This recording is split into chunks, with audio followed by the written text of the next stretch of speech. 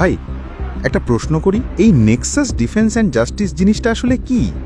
কারা চালায় এটা? এদের যোগ্যতা কি? ভালো প্রশ্ন, কিন্তু উত্তরটা শুনলে তুমি চিন্তায় পড়ে যাবা। এই প্ল্যাটফর্মটা কোনো সরকারি বা সেনাবাহিনীর অনুমোদিত সংগঠন না। রাওয়া বা সেনাবাহিনীর চেন অফ কমান্ড সবকিছু বাইপাস করে কিছু অবসরপ্রাপ্ত ব্যক্তি নিজেরাই একখানা নাটক তৈরি করেছে।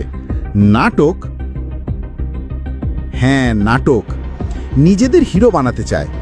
এদের মধ্যে এমনও আছে যাদের গত 16 বছর কেউ চেনেই না, যিনি সরকারি সুযোগ সুবিধা নিয়ে অবসরে গেছেন, কোনোদিন সামরিক বা জাতীয় গুরুত্বপূর্ণ আলোচনায় ছিলেন না, এখন হঠাৎ করে জুনে পিএনজি ঘোষিত হয়ে জুলাইয়ে নাটক সাজাচ্ছেন জুলাই অভ্যুত্থান নামে। মানে অভ্যুত্থানের ক্রেডিটও নিতে চায় এরা। এই দেশে অভ্যুত্থানের ক্রেডিট নিতে চাইলে লাইনে দাঁড়াতে হয়, কিন্তু দেশের বিরুদ্ধে ষড়যন্ত্র করে কেউ যদি নিজেকে হিরো বানাতে চায় তাহলে সেটা শুধু হাস্যকর না, বিপজ্জনকও। আমি দেখেছি ওদের পোস্টে অনেক বিদেশি ইউটিউবার, ব্লগারদের কথা থাকে। ঠিক বলছো। এখন এরা বিদেশি ব্লগারদের গুরুর আসনে বসায়, যারা মন গড়া কথায় ব্যস্ত থাকে, তথ্য যাচাই করে না। এরা কি করে? দেশের সেনাবাহিনী নিয়ে মিথ্যা তথ্য ছড়ায়, বিভ্রান্তি তৈরি করে। কিন্তু অবসরে গিয়ে তো কেউ ইচ্ছে করলে কথা বলতেই পারে, তাই না? সেনাবাহিনীর অভ্যন্তরীণ তথ্য জনসমক্ষে বলা আইনত অপরাধ। এটা শুধু সেনাবাহিনীর শৃঙ্খলা ভঙ্গ না, দেশের নিরাপত্তা, স্থিতিশীলতা আর আন্তর্জাতিক ভাবমূর্তিরও ক্ষতি করে। এরা হয় অজ্ঞ, না হয় ইচ্ছাকৃতভাবে দেশবিরোধী কাজ করছে।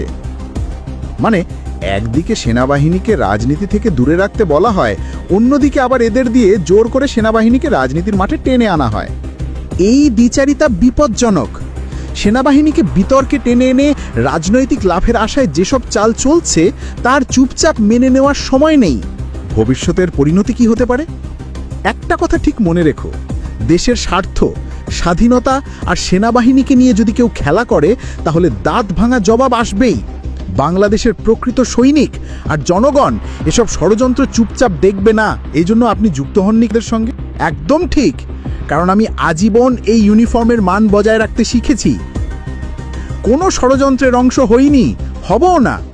দেশপ্রেম মানে দেশের বিরুদ্ধে দাঁড়ানো না, দেশের স্বার্থে চুপচাপ কাজ করা। ভাই, সত্যি বলতে সাহস লাগে এইভাবে কথা বলার।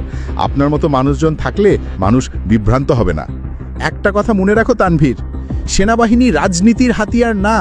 আর যারা কথায় কথায় সেনাবাহিনী নিয়ে প্রশ্ন তুলছেন তাদের নীতি নৈতিকতা ও শিক্ষা নিয়ে যথেষ্ট সন্দেহ আছে। জি, বুঝতে পারছি, ষড়যন্ত্রটাই এদের কাছে দেশপ্রেম।